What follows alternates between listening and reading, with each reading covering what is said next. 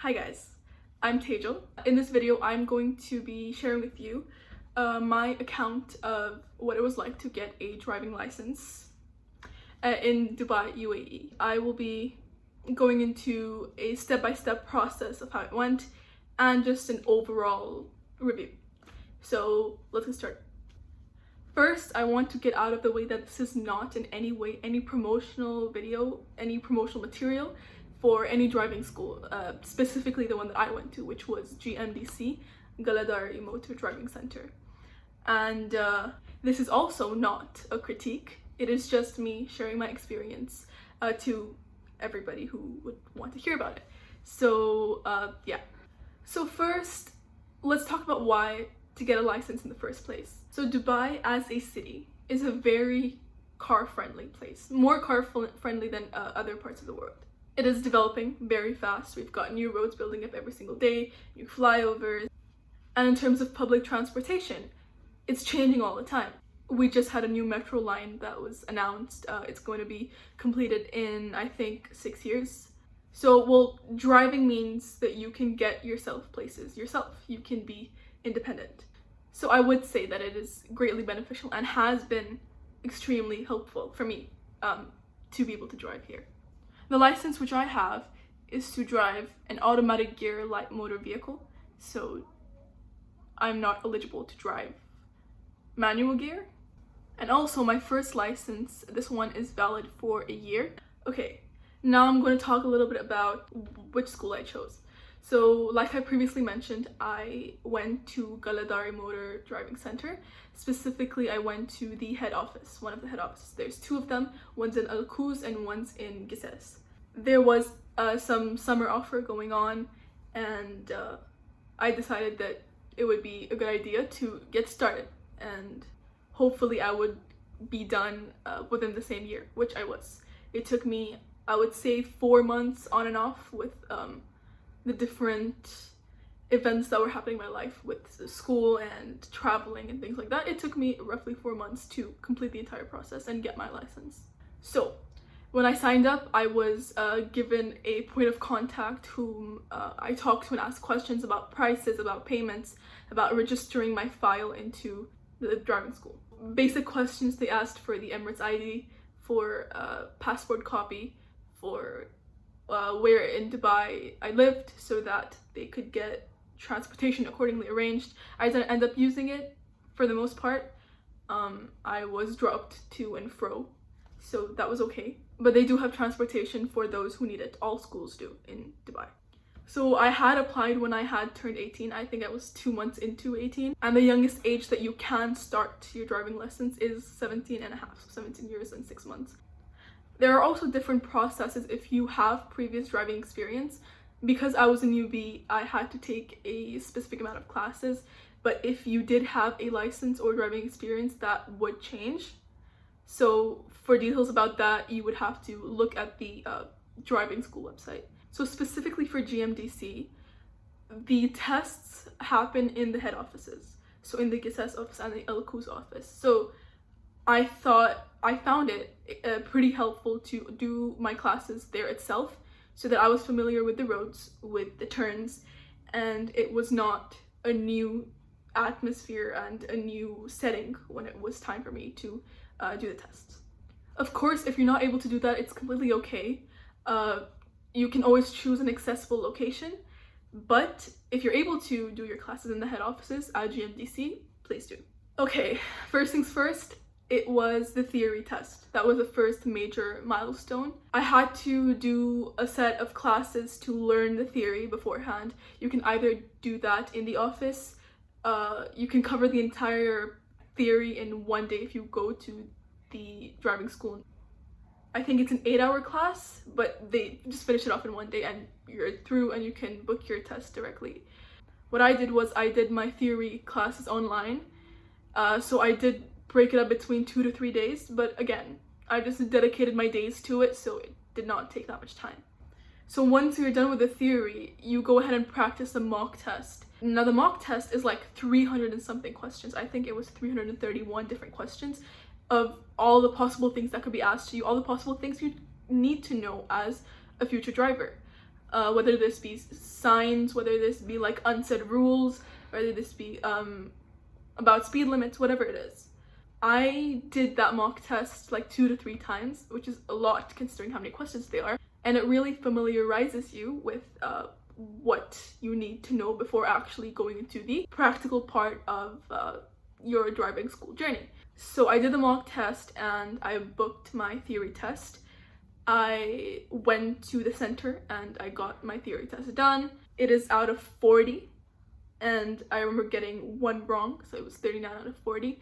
It is very easy to score full marks in this test because once you understand what is asked of you and what is expected for you to know, it's very simple. Just really repeat the questions in the mock test and you will have these things settled in your head, and it will help you when you actually start driving. Okay, now that the theory test is out of the way, we go and start our classes to work our way towards our first initial driving assessment, which is internal. So there is an internal examiner, so it is not an RTA test. So you do the classes, you start learning the skills of constantly being aware, being able to make turns more swiftly, being able to maintain your speed.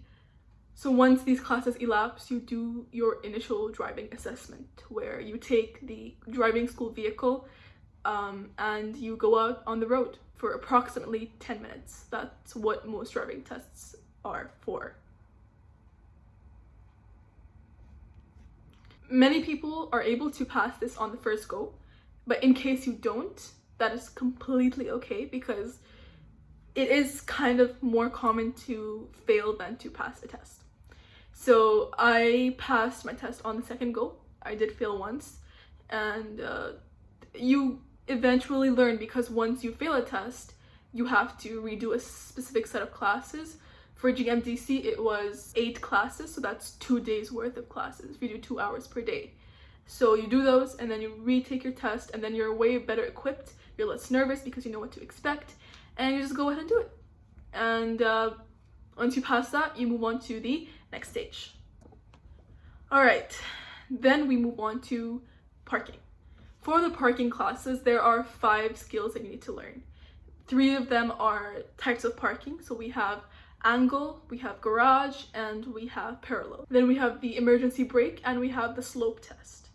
As for the classes, during your classes, you just keep practicing these things and learn to eventually get these parkings right on the first go. It's all practical. It's not really gonna be beneficial if I explain the entire thing. It's just the series of classes that you need to take for you to be able to take your internal parking test. So the internal parking test in GMDC was with my one of the GMDC examiners. He sat in the car with me and watched as I did all of the 5 tests, and luckily I was able to pass this on the first go. Once you're done with your internal test, you don't need any more classes. You go straight to the RTA parking test. Now this test is different because it only works with sensors that are in your test car, which really measure the accuracy of your parking and your driving skills. There is no bias or benefit of doubt that can go into these tests because there is no person that is judging it. It's just the sensors that are in the car and the sensors that are on the road while you're doing these tests. As for me, it did take me 6 tries to get my RTA parking test done. I failed 5 times, and 6th time I finally got it. It was only just one parking that I was not able to do correctly, and eventually I did get it. So that just proves that you have to keep trying until you are able to proceed to the next. Right. So once parking is over with, we're at the last part of our driving journey, which is the road test. So this is very similar to the initial driving test that we did, except it's going to be done by an RTA examiner. So they are the ones who are watching what you do and making sure that you are complying with all of the rules and that you can ultimately pass and be eligible for your license. It is the final part, right? You have to pass this in order to be able to drive in the entirety of the city. So you have to be as safe as possible. You cannot let any mistakes happen. Again, if you fail the first time, you will have to redo classes. I think, again, for GMDC, it was 2 days worth of classes, 2-hour classes, and then you go for a retest. So you keep trying until you're able to clear this and get your license. Now, when we're talking about the road test, there are some tips to keep in mind which will help you and give you a higher probability of passing. Besides the primary, you know, knowing the rules, knowing what to do in different situations, and listening to your instructor during your classes. It is always helpful to be comfortable on the road, like I said, because I had been practicing all of my classes within the same area as the test. I was able to not be surprised when the examiner told me to take different turns at different points, or tell me something way earlier than needed, and it didn't freak me out because I knew where everything was, right? It is always helpful to be relaxed. The more freaked out you are, the higher your probability is of failing, because the examiner can tell in your moves, in your shakiness of your turns, or your inconsistency in speed, that you are nervous. And if you are, you have a higher possibility of failing. Also, constantly check your mirrors, so your left and right mirrors and your center mirror, because it shows the examiner that you are aware of your surroundings, and if there is suddenly a lane change that you need to do, or a sudden turn that you need to make, you will be prepared and you will know how far cars are from your own vehicle. Constantly check mirrors and make it obvious that you are. Like, don't just move your eyeballs around. Make sure to like turn your head, because the examiner is also looking at the road at the same time as trying to look at you. So make it clear to them that you're paying attention. Also, you have to know how to overtake a vehicle if they are driving too slow in front of you, and if it is appropriate. Your instructor during your classes will tell you more about this, but don't think that you should not overtake. If it is a road of 60 kilometers per hour and there's a vehicle in front of you driving at like 35 kilometers per hour for no reason. So always know the situational, unsaid things that you are meant to do. Don't drive too slow, and also obviously don't drive too fast. You will get negative points for that. And lastly, I don't know if I've said this enough, but always remember that statistically people are more likely to fail than pass. So if you do fail, it's completely normal. I failed so many times, and it's completely okay. Of course, in the moment I was also upset, but at the end I ended up getting my license. So once you enroll in a driving school, you will eventually get your license. It's just a matter of when. You will only pass if the examiner thinks that you're ready to be on the road, and if you're ready to be responsible for the lives of people that will be in the same car as you. So you have to take all these things into account, and do not take it personally if you're not able to make it through a test. The RTA is looking out for the safety of everyone on the road, so be safe when you're driving. That is what it comes down to. And like I said in the beginning of the video, this is not a promotional video for Galadari Driving Center. There are so many other driving centers that many people I know have passed their tests from and have gotten their licenses from. And all of these have the same exact facilities, the same exact tests, because these specifications and these requirements for driving schools are all appointed by the Road and Transport Authority, the RTA. Pick your driving school accordingly, taking into consideration your locational needs, your budget, and also to an extent reviews. You can also see on Reddit or on YouTube for some like personal experiences and reviews of these driving schools. So if you want to know what other people's experiences have been, you can always check those out. But also remember, there's going to be positive and negative experiences for every single school.